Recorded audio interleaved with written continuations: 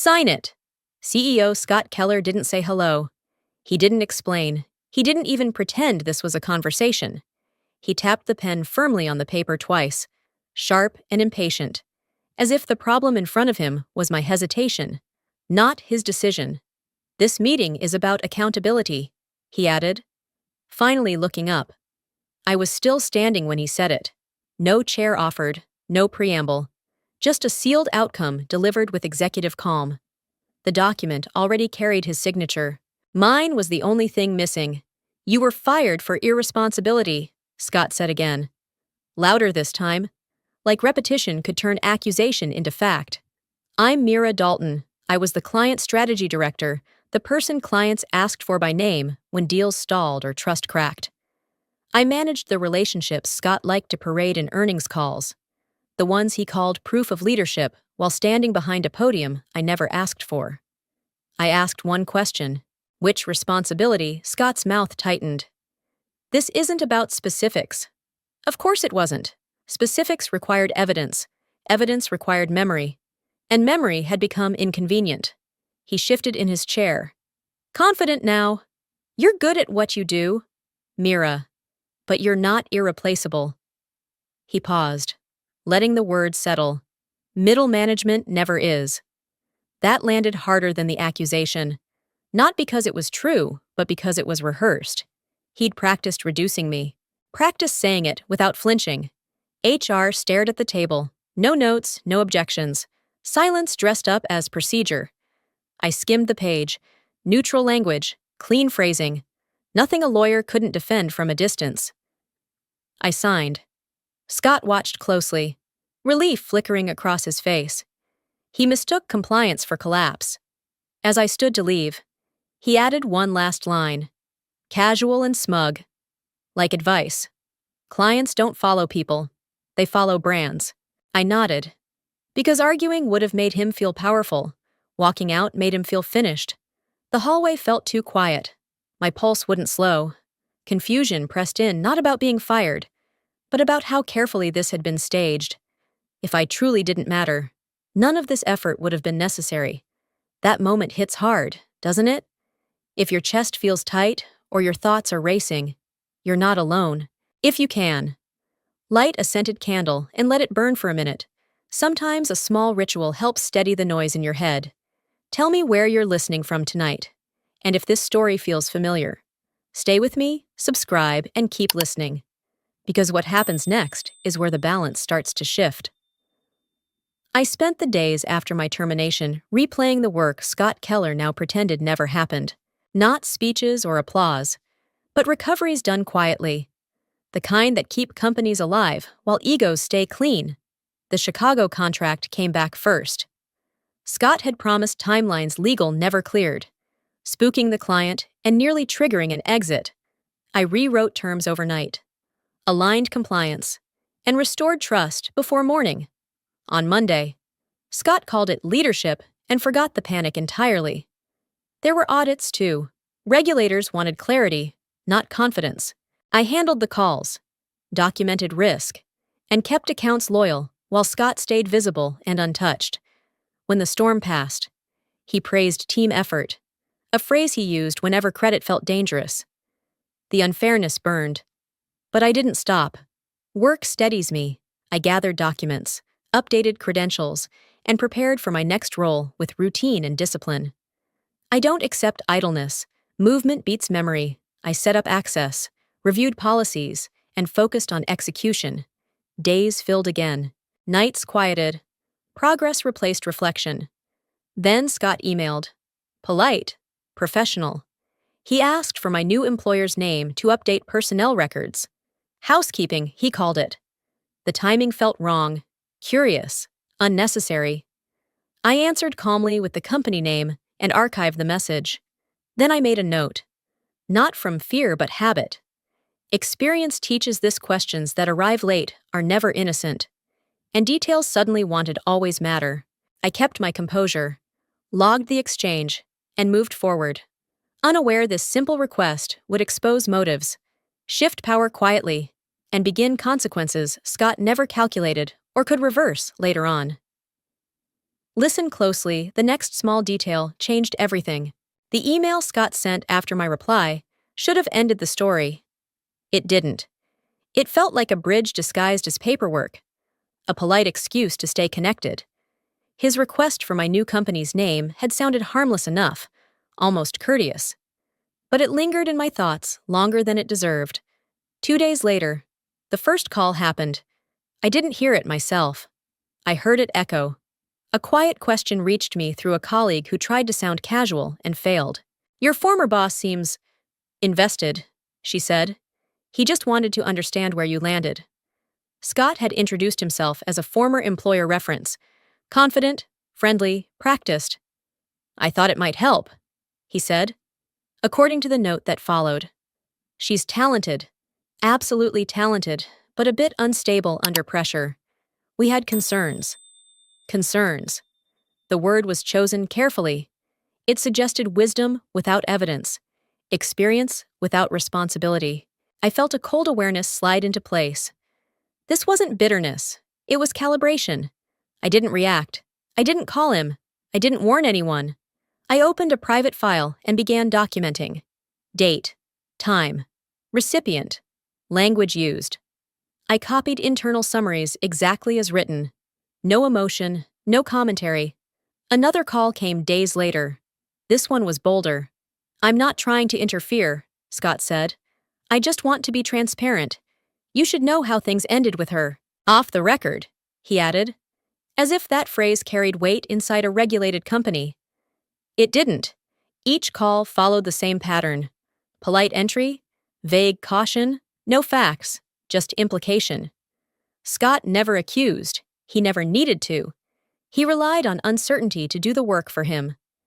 I continued onboarding, delivering assignments, acting as if nothing unusual was happening. Outwardly calm, inwardly alert. Silence was not surrender, it was containment. Then, legal asked to speak with me. The tone was different. Measured, careful. The company's internal counsel explained that a former employer had initiated unsolicited contact. The content was ambiguous, the timing questionable, the behavior potentially problematic. "Do not respond," she said. "Do not clarify. Do not reach out. Let us observe." That was the moment the chill set in fully. Observation meant risk had been identified. Silence was no longer personal strategy. It was instruction. I complied. I archived everything. I logged the latest call and its phrasing. I noted the repetition. Patterns matter more than intent. I went back to work that afternoon with a steady face and sharpened focus. Scott believed authority traveled with titles. He believed quiet interference went unnoticed. He believed courtesy could hide motive. He underestimated systems. What he didn't realize was that every call left a trace, every phrase a footprint. He thought he was whispering into the dark. Instead, he was documenting himself, one careful sentence at a time. And once behavior enters records, outcomes stop being personal. They become procedural, predictable, beyond confrontation. I felt the weight of that realization settle slowly, not as fear, but as clarity. This was no longer about reputation or pride. It was about boundaries and proof. I reviewed company policy that night, not to defend myself, but to understand process. Policies reveal intent when people won't. Scott assumed my silence meant confusion. He mistook restraint for weakness. I recognized it as leverage, accumulating. The space between his calls grew shorter, his tone more familiar, his curiosity less disguised. Each attempt sharpened the picture. And with it, my certainty. Nothing about this was accidental anymore. He was testing limits, probing reactions, expecting none. What he never considered was that restraint creates records, and records have consequences. The calm arrived after clarity, not before it. Once the calls were logged and silence became instruction, the situation stopped feeling personal and started behaving like a process. That shift mattered. It gave me distance, and distance restores control. Legal walked me through it carefully, not dramatically, not angrily. "What you're describing," the attorney said, "is tortious interference. She let the term sit between us, neutral and precise. A former employer intentionally disrupting a lawful employment relationship. She explained it plainly. Scott Keller had no standing to contact my new company. He was not asked for a reference. He was not invited. His calls were unsolicited, patterned, and timed to undermine credibility during onboarding. Intent doesn't need to be proven through confession. She added, pattern establishes it. I listened without interruption. Calm makes room for comprehension. The lawyer continued. Scott had framed his outreach as concern, but concern without request becomes interference. When someone says, off the record, she said, they usually know they're crossing a line. I nodded. That line had already been crossed twice. She was clear about options. We could escalate. We could threaten litigation. We could draft a cease and desist immediately. I declined. Not because I was afraid, but because action too early can contaminate evidence. I wanted the record clean. I don't want to sue, I said. I want documentation. She smiled briefly. That's often more effective. From that point forward, everything slowed down. Every call was logged. Every internal summary preserved. Dates, times, language, recipients. Nothing interpreted, nothing embellished. Facts speak more clearly when emotion stays out of the way. Scott kept assuming silence meant confusion.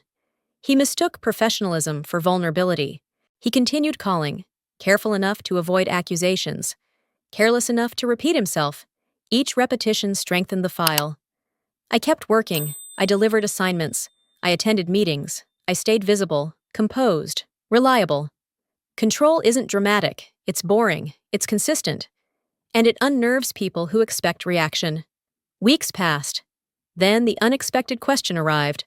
A client reached out directly. One of the largest accounts. Someone I had worked with for years. The message was short, polite, and disarming in its simplicity. Is Keller representing his company officially? I read it twice. The question changed everything. Not because it accused Scott, but because it revealed awareness. Someone outside our internal systems had noticed the interference and wanted clarification. That meant Scott's behavior wasn't invisible anymore. I responded carefully. No. I wrote. He is not authorized to speak on behalf of his company regarding our work. The reply came quickly. Understood. We just needed to confirm. I forwarded the exchange to legal. No commentary, no emphasis, just inclusion. That was the moment the balance shifted. When clients start asking questions, organizations start calculating risk. Scott believed his influence traveled quietly. He didn't consider how easily it could echo. I didn't confront him. I didn't warn him. I let the process continue. The file grew heavier. Patterns became undeniable. Silence stopped being passive and started becoming visible. Legal checked in again. We're monitoring, they said. You're doing exactly what you should. Calm isn't absence of emotion. It's choosing not to let emotion drive the sequence. I understood now that Scott wasn't bullying out of anger. He was doing it out of habit, assuming power protected him from consequence. The law doesn't like bullies. Not because they're loud, but because they leave trails. And Scott was leaving one behind him, sentence by sentence, call by call, confident no one was counting. I was counting. Legal was counting. And now, so were clients. I closed my laptop that evening with a steady sense of direction. No threats had been made, no lines had been crossed publicly, but the system had noticed. And once a system notices, outcomes stop being negotiable. I slept well that night, not because the situation was over, but because it was finally contained. Control doesn't rush, it accumulates. And Scott had already done the hardest part for me. He documented himself. Before the twist reveals itself, guess who was really in control? After legal advised restraint, the noise shifted from inside the company to outside it. It wasn't loud, it was subtle. The way pressure builds before anything visibly cracks. I could feel it in emails that asked one question too many, in meetings where silence lingered longer than usual, in pauses that carried meaning without accusation. The first client reached out casually, or tried to, just checking in. He wrote, referencing a conversation that hadn't happened with me. Scott Keller had spoken to him, not directly about me, but around me. He had raised concerns without naming failures, suggested instability without evidence, and framed it all as professional responsibility. I answered carefully, not defensive, not corrective. I let the client speak. What followed surprised me in its clarity. Clients talk to each other. They compare notes the same way executives do, quietly, efficiently, without drama. Scott's words traveled. But so did history. My history. One client asked, "Is something going on that we should know about?" Another said, "We've worked with you for years. This doesn't line up." They weren't angry, they were curious.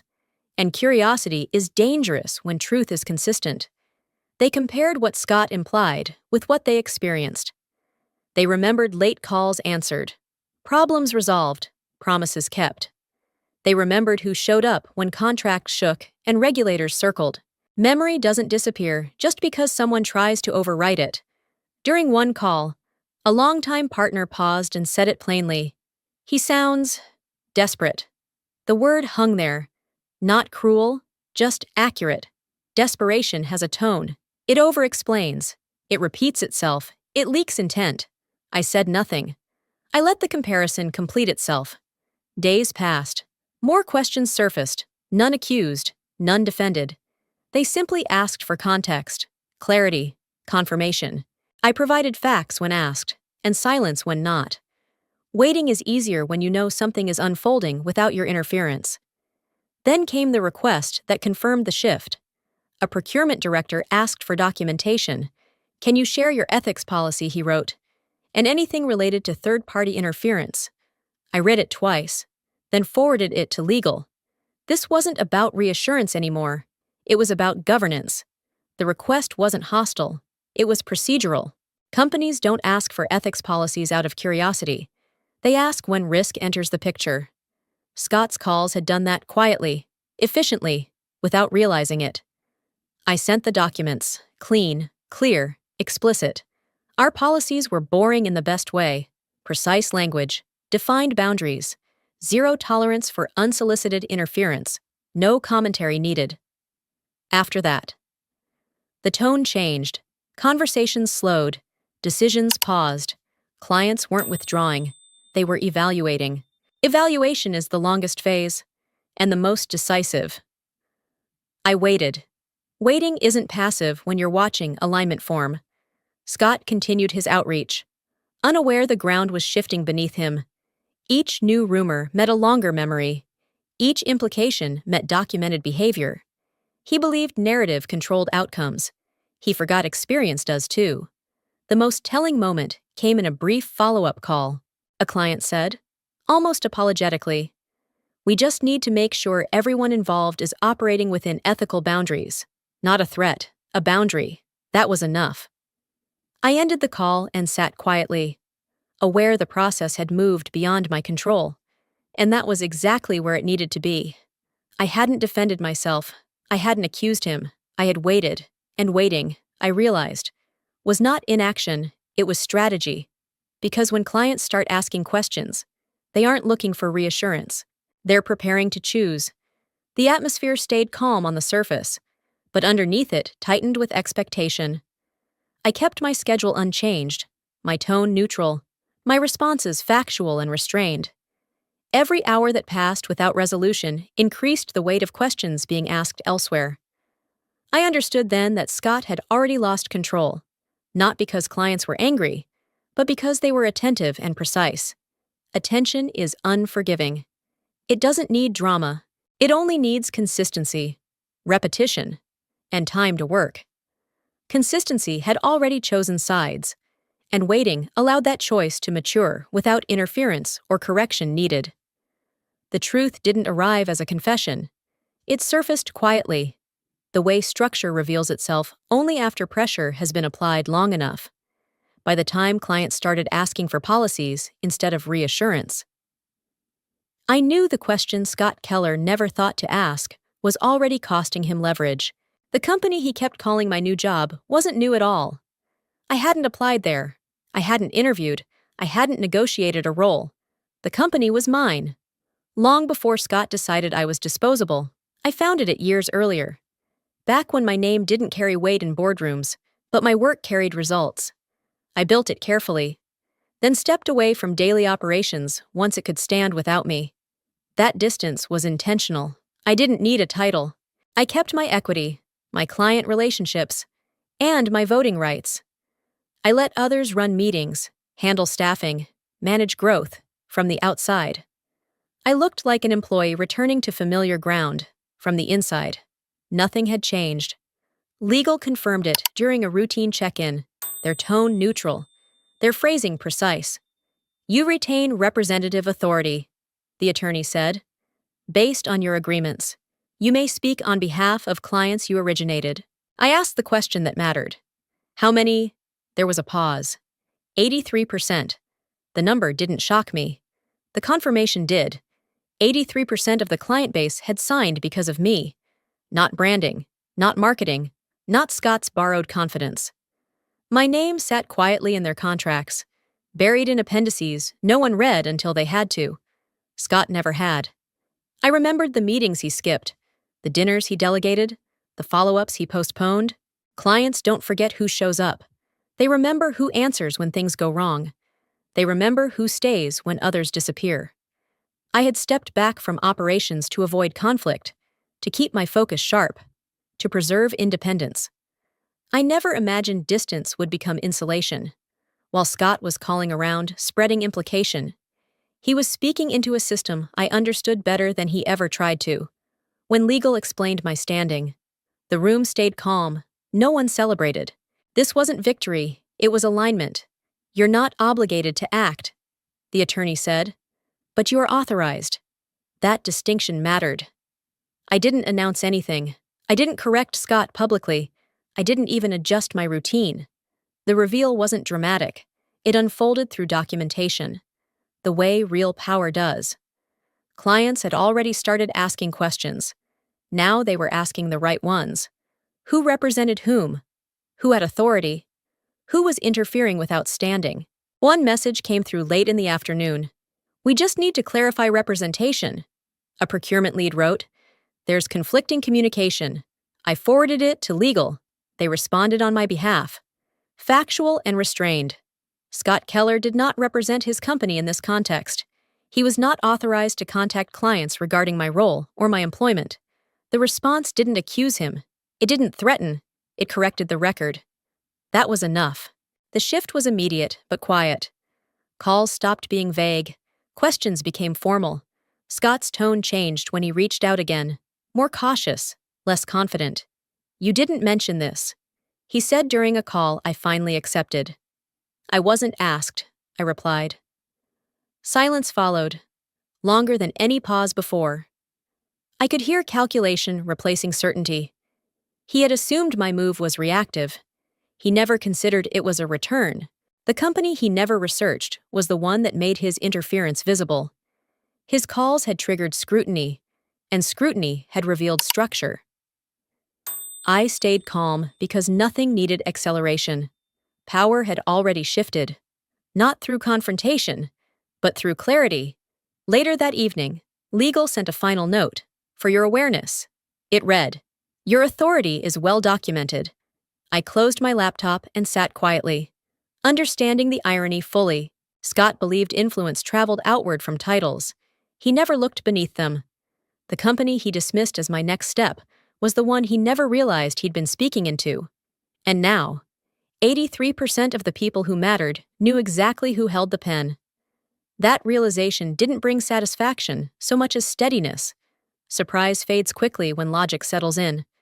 I had not hidden ownership out of fear, but out of practicality. And now, practicality was doing its work. Scott had assumed the absence of noise meant absence of power. He mistook quiet structure for weakness and activity for control. Watching that assumption unravel without my intervention felt less like revenge and more like watching gravity do its job. Patiently, predictably, without spectacle, and without asking permission from anyone involved at all. Nothing about it was personal anymore. And that was surprising to me. I didn't make any announcements. I didn't schedule calls. I didn't send messages asking for loyalty. The shift happened anyway, quietly. The way pressure changes direction when something invisible gives way. Clients didn't sign because of a logo they never had. They signed because someone answered when systems failed, when regulators called, when deadlines collapsed at midnight. They signed because I showed up, because I stayed, because I remembered details long after others forgot names. 83% of them traced back to my work, my introductions, my trust, my accountability. That number existed long before Scott Keller decided to erase me from his org chart. He just never bothered to learn what it meant. The irony was that nothing I did triggered the change. I didn't pitch. I didn't persuade. I didn't correct Scott publicly. I stayed exactly where I was, doing exactly what I had always done. The difference was that clients were now comparing notes without my involvement. They compared Scott's words with their own experience. They compared implication with history. When those didn't align, process kicked in. Contracts were reread. Ethics clauses resurfaced. Third-party interference language, usually ignored, suddenly mattered. One client called late in the evening, voice low, controlled. "We're uncomfortable," she said. "There's conflicting communication, and it doesn't feel clean." I listened. I didn't advise. I didn't guide. I answered questions factually and let silence do the rest. Another client emailed legal directly, then another, then another. No coordination, no drama, just repetition. Patterns form quickly when truth is consistent. Scott still had no idea. He kept operating as if narrative alone could hold things together. He believed authority traveled downward, that clients followed brands the way employees followed titles. He underestimated how memory works when trust is personal. The first formal notice didn't come to me. It went to legal. A client requested clarification on representation and ethical boundaries. Legal responded with documentation, neutral and precise. Scott's name appeared only as a reference point, not a decision maker. That was when the quiet escalation began.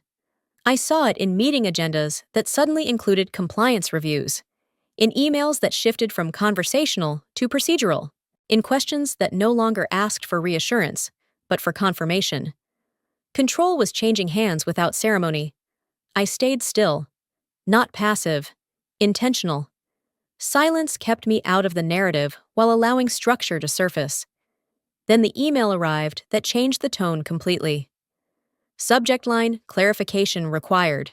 It was addressed to legal, procurement, and leadership. My name was included. Scott Keller was CC'd. "We need clarification," it read. "Recent outreach has created uncertainty regarding representation, authority, and ethical boundaries.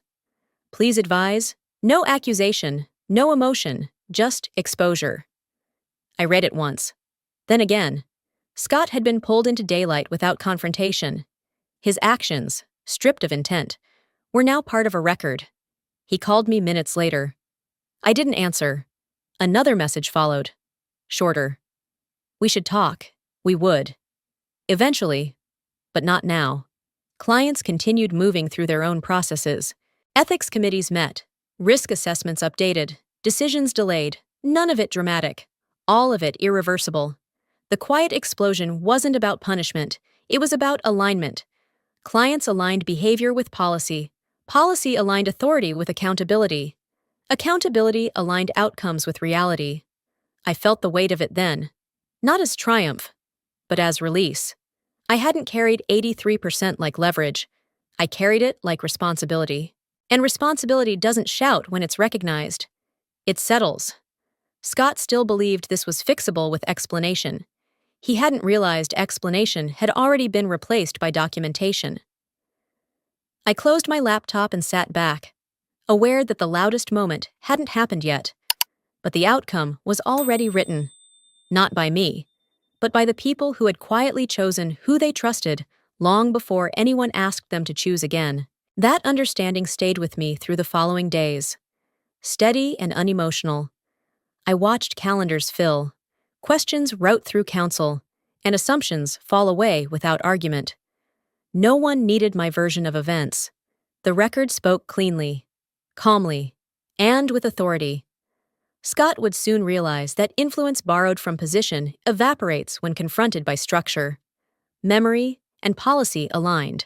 I remained present, measured, and deliberately ordinary, because ordinary behavior reveals extraordinary imbalance when others act out of bounds.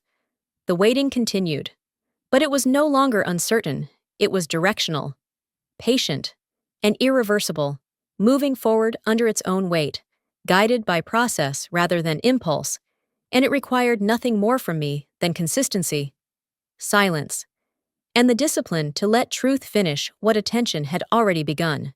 That clarity settled deeply, eliminating doubt, fear, hesitation, urgency, reaction, and any remaining need for explanation. The first contract didn't end with drama. It ended with an email sent early in the morning, short, clinical, and unmistakably final. By the time I read it, the decision had already been approved by legal, compliance, and procurement. No debate, no negotiation, just execution. We are terminating the agreement, effective immediately, it said.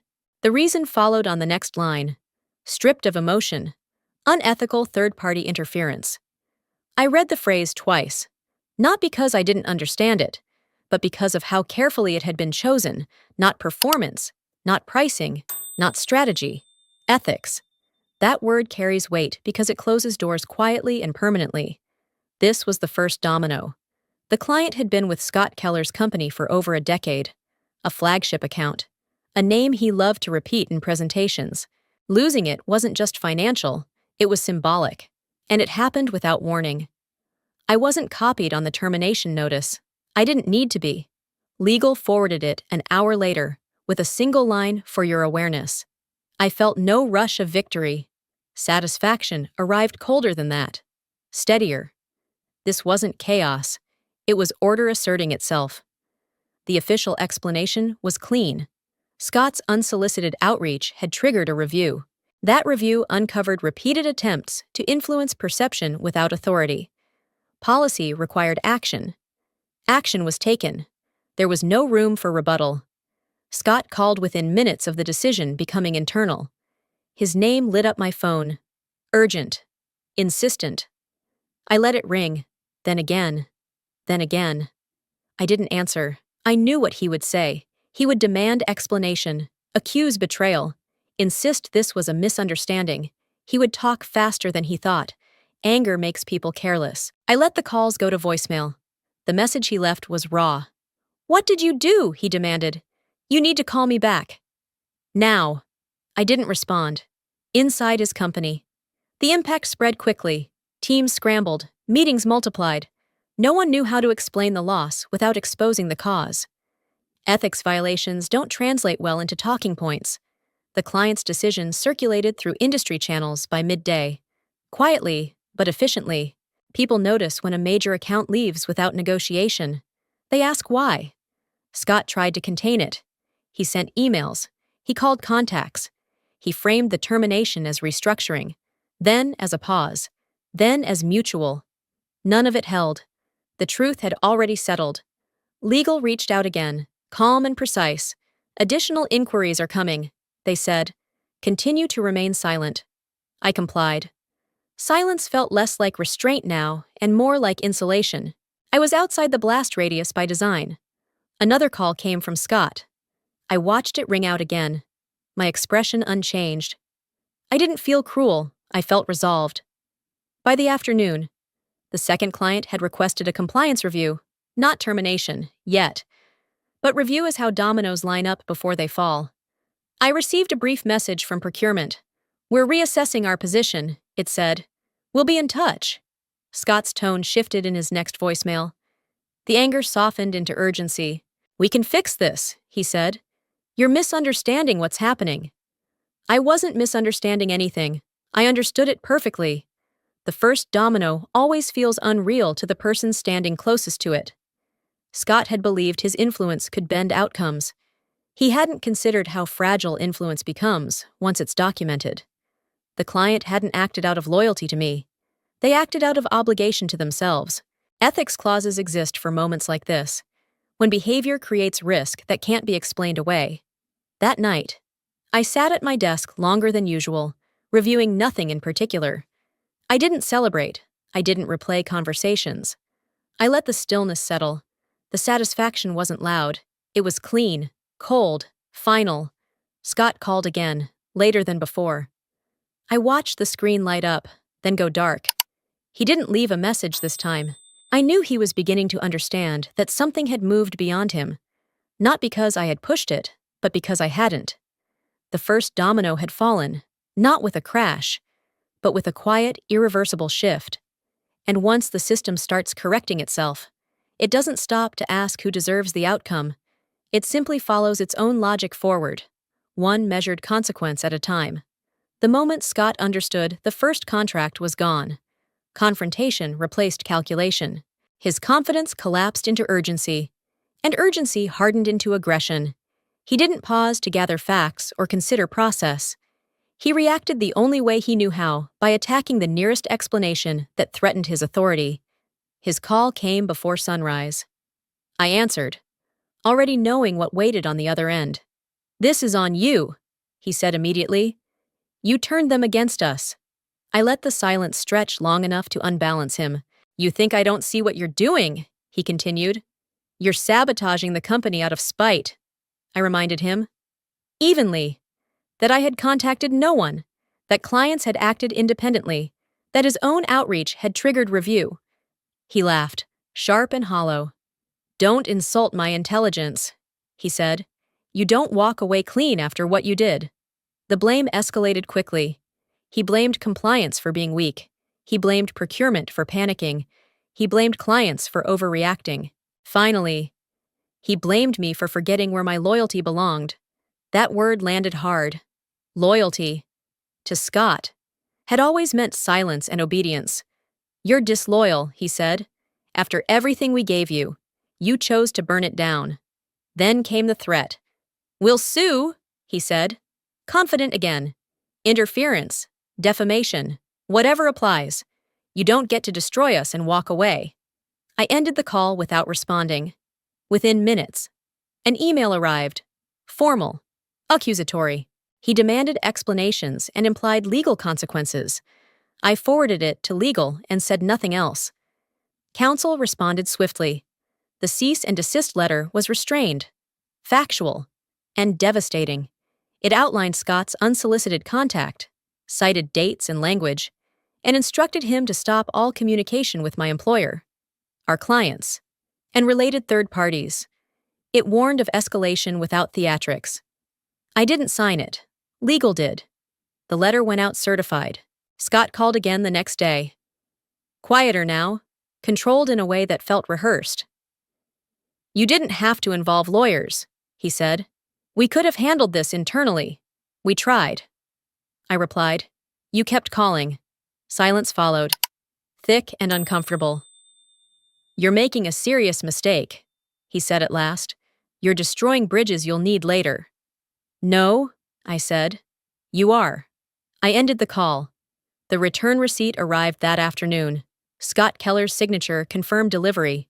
He had been formally warned. For a brief moment. I believed that would stop him. It didn't. He shifted tactics. If he couldn't control the process privately, he would reshape perception publicly. He began reaching out across the industry, framing himself as the victim of betrayal, hinting at misconduct without acknowledging his own actions. That was when external attention arrived. The first inquiry came through legal. An industry publication had requested comment on a major contract termination. Then another outlet followed. Then another. Ethics-based exits rarely stay quiet for long. Scott called again, panic bleeding through his voice. "You see what you've done," he snapped. "They're calling everyone." "I didn't call them," I said. He hung up. As the night settled, the tension sharpened rather than faded.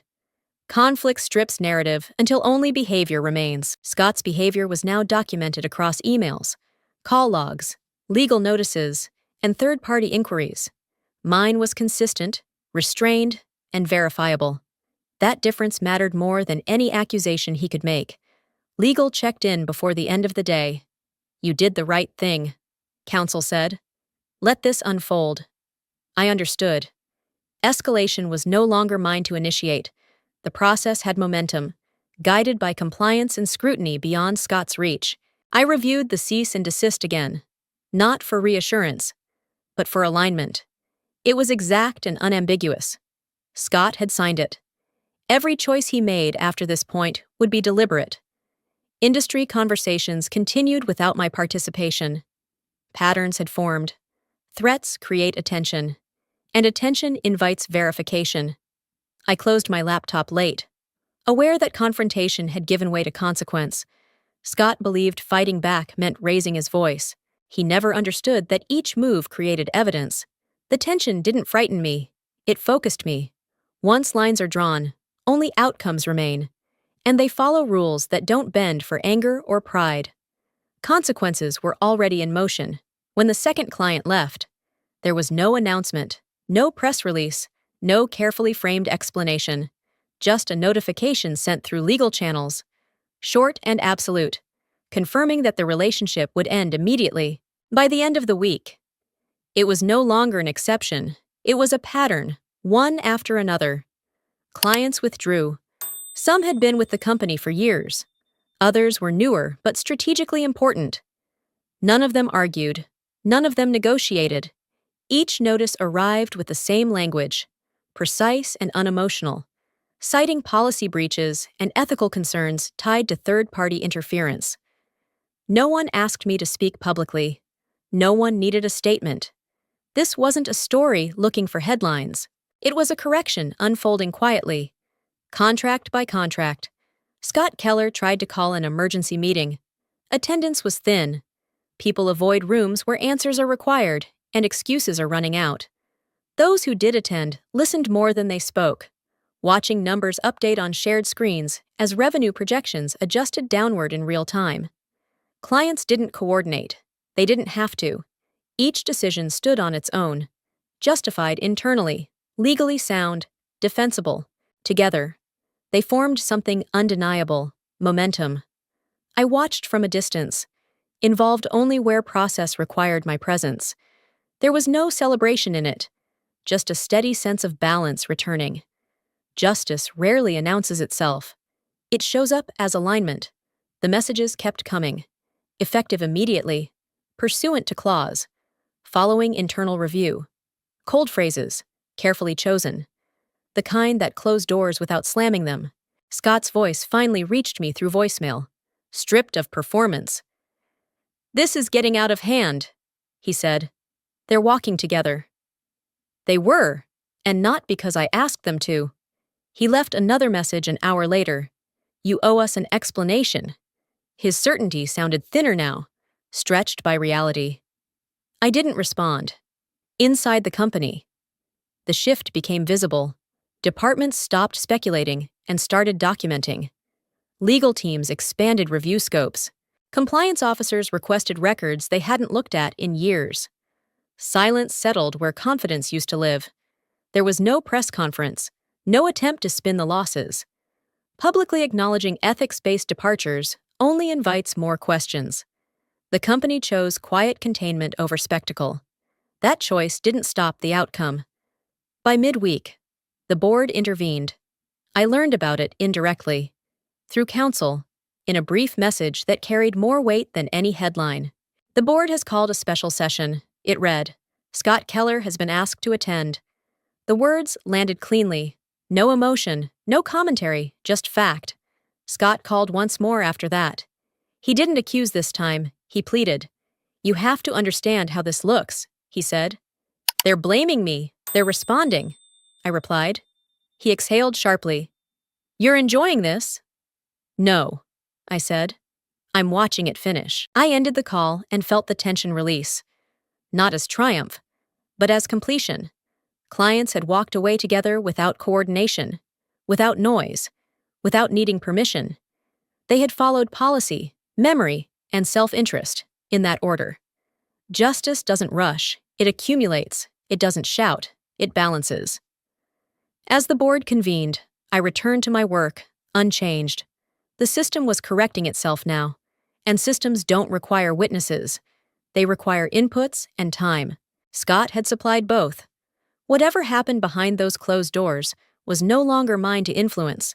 The outcome belonged to process, and process rarely disappoints when allowed to run its course. I stayed aware of the rhythm of the withdrawals, how each decision reinforced the next without coordination or encouragement. People often imagine mass exits as emotional, but these were administrative, careful, signed by committees who preferred boring certainty over risky loyalty. That preference mattered. Scott still believed a counter-narrative might save him. I heard it in his messages to others. The phrases repeated with small variations. The insistence that context had been misunderstood. But context was exactly what everyone had now. Clients weren't angry. They were methodical. They reviewed clauses, timelines, and communications, then chose the path with the least exposure. Ethics violations are expensive not because of fines, but because they contaminate trust. Trust, once flagged, rarely recovers. I remained uninvolved by design. Legal handled responses. Compliance handled documentation. My role was simply to continue working, consistently, visibly, and without commentary. That restraint protected the record. By the time the final withdrawal notice arrived, the outcome felt settled. There was no suspense left, only sequencing. One decision led cleanly into the next, and the direction never reversed. When people later asked how it felt, I struggled to explain that satisfaction doesn't always arrive as joy. Sometimes it arrives as relief, the quiet certainty that systems worked as intended. Watching clients walk together wasn't dramatic. It was precise, and precision, when it restores balance, is deeply satisfying. It felt complete at last. The boardroom was quieter than I expected, not tense, not chaotic, just still, like a space waiting for facts to finish speaking. I wasn't in the room, but I didn't need to be. Silence has a sound when accountability arrives, and I could hear it clearly from where I sat. Scott Keller was questioned first, not accused, questioned. That distinction mattered. Boards don't interrogate with emotion. They collect certainty. He started confidently, explaining context, market pressure, misunderstandings. His voice, I was told later, carried the same assurance he used in earnings calls. It didn't last. The first document appeared on the screen emails. Time-stamped, unedited. His words, intact. Phrases he thought were careful now looked deliberate. Just a heads up, off the record, we had concerns. The room stayed quiet. Then came the call logs, dates, durations, frequency. Patterns don't argue. They accumulate. Someone asked how many times he had reached out after my termination. Scott hesitated. Numbers were read aloud. No one interrupted. Next was the acknowledgement receipt. The cease and desist. His signature sat at the bottom, clean and unmistakable, proof that he knew the boundary and crossed it anyway. That was when his posture changed. The confidence thinned, replaced by explanation. I was just protecting the company, he said, louder than necessary. That was my responsibility. The sentence hung there, unsupported. One of the board members leaned forward, from whom she asked. The question landed harder than any accusation could have. Protecting implies threat. Threat requires source. Scott didn't have one. He tried to pivot.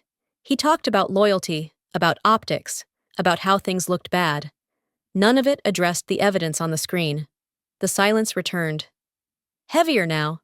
Boards don't raise their voices when answers collapse. They let absence speak. I imagined Scott searching the room for alignment and finding none. Each document connected cleanly to the next, forming a sequence he couldn't rewrite. Emails led to calls. Calls led to warnings. Warnings led to signatures. Signatures led to consequences. Someone asked whether he had authorization to contact clients. Another asked why legal hadn't been consulted before outreach. Each question narrowed the room. I didn't think it would escalate, Scott said finally. That was the admission, not guilt, but assumption. He assumed influence protected him from review. The meeting ended without shouting. No slammed folders. No dramatic exits. Decisions like this don't require spectacle. I learned the outcome later. through counsel. In a message that felt almost gentle, "The board has concluded its review," it said. "Scott Keller has been relieved of his duties, effective immediately." I closed the message and sat quietly. Not smiling, not relieved, just steady. Satisfaction arrived as calm recognition, not triumph. This wasn't about winning, it was about sequence reaching its end. Scott's final statement echoed in my mind.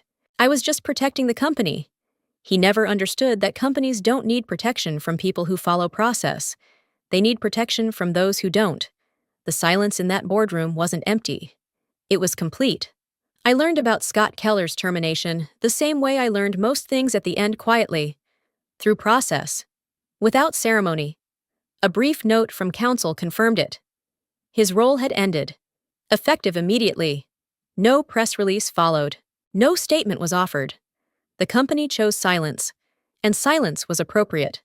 There was no lawsuit, no countersuit, no public accusation traded between firms. The record was already complete. Evidence had spoken clearly enough that escalation would have added noise, not truth. Everyone involved understood that.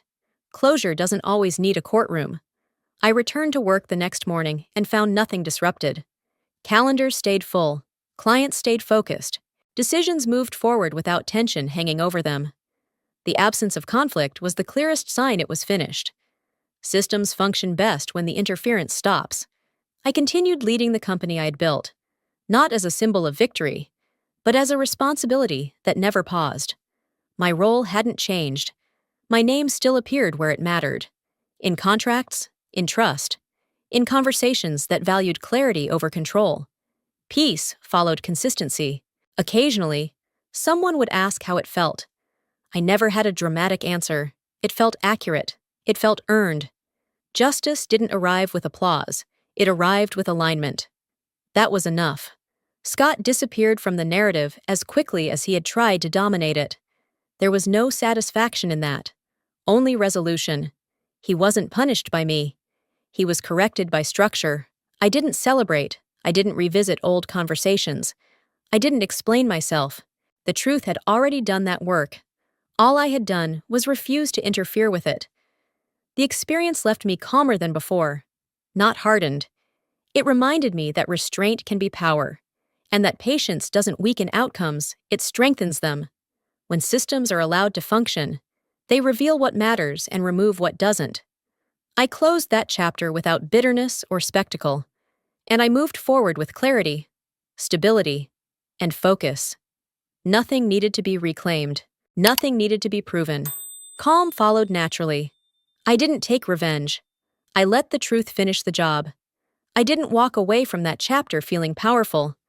I walked away feeling clear. Clear about what work really means. Clear about what silence can do. And clear about how truth behaves when you stop trying to force it. What stayed with me wasn't the fall of someone else, but the quiet realization that dignity doesn't need witnesses to exist. When you keep your records clean, your actions consistent, and your conscience steady, life has a way of resolving things without asking you to raise your voice. Living through it taught me something practical and human. At the same time, you don't win by striking back. You win by standing still long enough for reality to catch up. Emotion passes. Structure remains. And when you choose patience over panic, you don't just protect yourself, you protect the version of you that still believes fairness matters. If you stayed with me to the end, I want to ask you something honestly. Have you ever been in a moment like this, where saying nothing was the hardest choice? If you feel comfortable, share your story. Where are you listening from right now? Leave a comment, tap like if this resonated, share it with someone who might need it, and subscribe if you want more stories like this. Sometimes, quiet courage spreads farther than noise ever could.